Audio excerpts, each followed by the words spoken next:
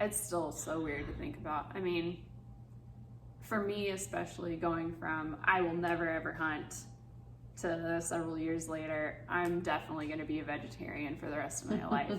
And then it's like, what happened to go from, yeah, I'm going to eat chickpeas and tofu to, I think I'm going to slaughter an animal. That seems like a big jump.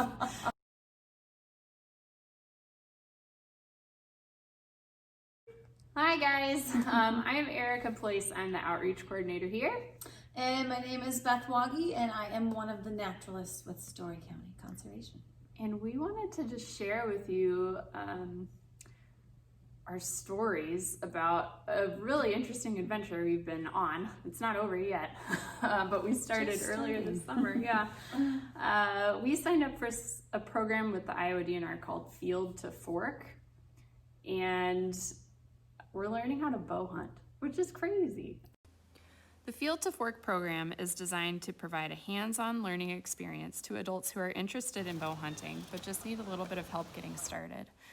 We received a bow, we got books, we got homework assignments, and we were paired with an experienced mentor who will guide us through all of the intricacies of our first bow hunting season.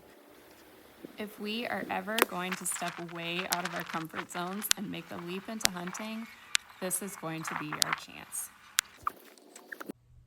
I was minimally exposed to hunting growing up, but when I was around hunters, like especially once I got into high school, I didn't really like some of the methodology or the mentality that I saw being exhibited by my classmates. Like it was just very much like they really wanted the biggest antlers and like the bragging rights, and it just didn't feel like, I just didn't like that. It didn't seem like there was much regard for the animal's life. You know what I mean? So that kind of turned me off, and I totally wrote off ever wanting to hunt. I mean, it just didn't cross my mind until very recently. I was just, hunting was on the periphery when I was growing up, and also not seeing hunters that look like me, that are female. Kind of few and far between. So we all know that not seeing someone that looks like you do it kind of puts it out of your reach mentally. So it helps to see people that look like you, and then that, oh yeah, I can do that too if they can do that. So I think that might have been part of, and I was vegetarian for a while. I also have been vegetarian. I'm currently vegetarian, and that was motivated by wanting to have like minimal impact on the earth. And you know, so environmental reasons, but also ethical reasons. You know, I wanted to know where my meat was coming from and feel good about the life it lived and how it died. And I felt like the easiest way for me to feel good about my food was to just be vegetarian. That like local piece was missing for me. So often I think we just don't think at all about where our food comes from. And that's a luxury of living in, you know, where we live and the time that we live, and you just go buy it at the store. But like this is, we don't know exactly where our food lived and exactly how it died. Yeah, definitely. Be there for that moment, and that's powerful. I don't know, it like puts you back in touch with our ancestral roots. Yeah, excited to do the whole locavore. Yeah. I know where this deer was. I know where it came from. I know that it's been eating these fields right here, and it's very, like, I live 6 miles from here, so it's very local, and I love it. I love that idea. So we got our bows in July. We're filming this literally the day before bow season starts. It starts tomorrow. So this past weekend we had a workshop where we got to go in and do tree stand safety, and they had a deer that they gutted so we could see what that looks like. And then the next day is, I think, when it hit me. Yeah. Like it was a very surreal feeling on Sunday, knowing like I have the knowledge and capability to take down an animal and gut it and process it and put it in my freezer for consumption. Like that has never been a skill of mine that I've had. or wanted, like Yeah, self-sustainability. Yeah, awesome. Like, but I got it now. And I think we're probably going to have some more surreal moments. If Yes. one of us is successful in shooting a deer, I imagine that moment, probably several different moments if I think it through in my head, like watching the deer approaching, like you hear people, so many people have prepped us for that, like you will be like shaking out of the tree, and then like the moment of impact, and then like what happens after that, and then if you do make a good shot and you track it and you find it, like that moment of coming upon your kill, like that will be a surreal moment for sure. I've thought a lot about what that moment will look like. Like I've had dreams about it. I don't know if have you like had any dreams about hunting? Oh, hunting, yes. Yeah. Gosh, yes. I had a dream once where I got a deer, but I didn't have the tag, so I had to go buy the tag and then come back. Which Don't we do that. told explicitly this weekend that you have to have the tag before you can hunt. So that was, I hadn't bought a tag yet, so I think that was what my dream was telling me, like, go get your tags. Yeah, I dreamt about that moment, and I envision that moment having so many different emotions. Like there will be I think excitement, like, oh gosh, yes, we did it, like we were successful. And then I think there will be like serious grief, you know, like and maybe even a what have I done type of a feeling. There's a lot of power in what we're doing, and just the ability to take an animal's life. It's for the food, it's for the conservation efforts of reducing population, but that's a lot. I don't even like to hit insects on the roads. I swerve for caterpillars.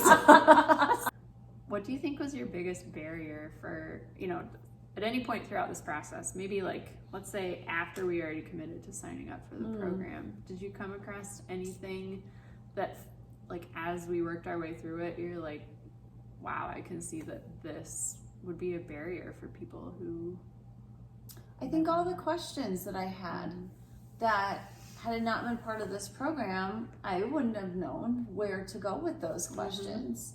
And I think for some people it might be intimidating to go into a hunting store or, you know, an all-purpose store and ask someone of those questions, because you get these different stereotypes out there, right? And the stereotype, it'd just be hard to go up against some of those stereotypes and ask questions and then maybe have them see me as a stereotype when answering that. And especially if you're not in the conservation field. Yeah, I had some moments walking into like sporting goods stores where I knew I had questions I wanted to ask, but I didn't want to make a fool of myself. You know, like I don't want to be embarrassed having to ask that question.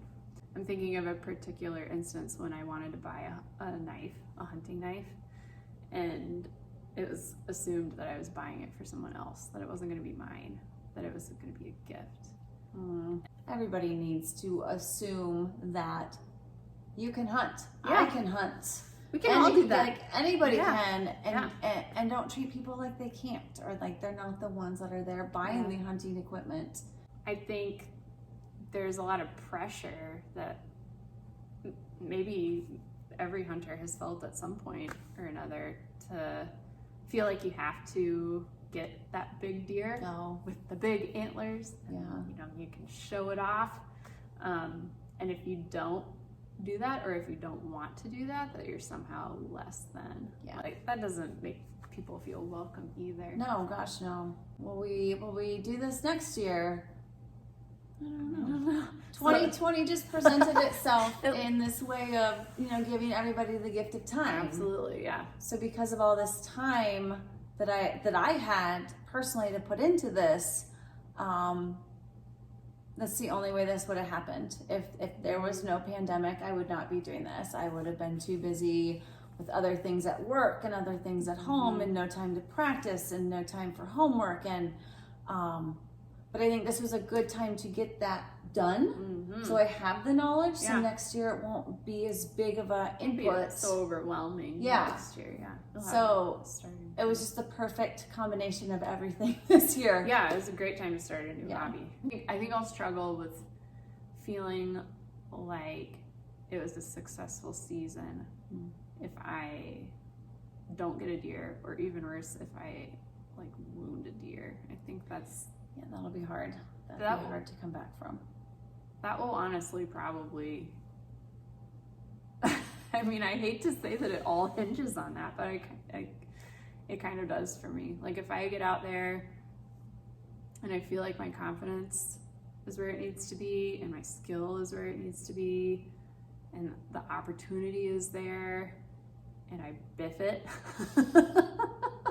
and if I miss it, then that's, you know, fine. Like no one's the wiser. Like it's just me and the deer that know that at that point. But if I wound a deer, like not, You can't find it, or yeah, if I can't find it, or if I know that it's going to be an injury that is probably going to impact that deer's survival and like have a prolonged, like long, drawn out death, it will be really hard for me to go home that night and feel any sense of peace about that. Yeah. So Yeah. it hinges on that, I'm afraid. I'm afraid it does. I either want to be perfect and aim exactly there and hit exactly there and have everything go according to this plan, right? Right. Or just totally miss. Those are the two outcomes I'm hoping for. Final thoughts before you're heading into bow season tomorrow? Because you're planning on hunting tomorrow morning. Tomorrow right? morning, bright and early. I have, I think, unrealistic expectations, but then I also have realistic expectations. I have two sets of expectations for tomorrow. The first one is I will get a deer and it will be hanging in my garage by 9 o'clock in the morning. I like it. However, Good thinking. it's not very realistic from what I've heard. Who knows? Maybe it will happen. But I'm also in it for the long haul. Like tomorrow morning's not one and done for me. Like I will be out there as much as I can. Yeah, going into it, definitely excited. Like I'm excited that it's finally here. We've been pretty hardcore, like spending serious time on this topic for the last 3 months. Yes. And not all of this journey has come easily. I've put a lot of work into it.